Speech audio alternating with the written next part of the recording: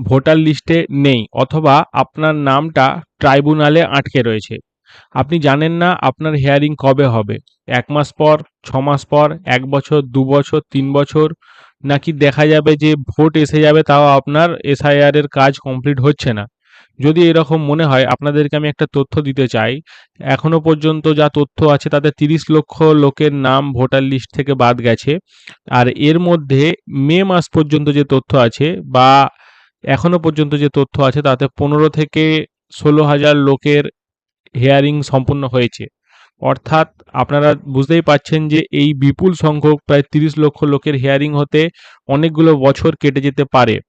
তো এই অবস্থায় যারা চাইছেন যে তাদের সমস্যাটা দ্রুত নিষ্পত্তি হোক বা মুক্তি পেতে চাইছেন, তাদের জন্য আমি চ্যানেলে ভিডিও বানিয়েছি। তো আপনারা চাইলে আমার চ্যানেল ভিজিট করে সেই ভিডিওটা দেখে নিতে পারেন। এছাড়াও আপনাদের এই বিষয়ে কোনো প্রশ্ন থাকলে আপনারা অবশ্যই জানাতে পারেন।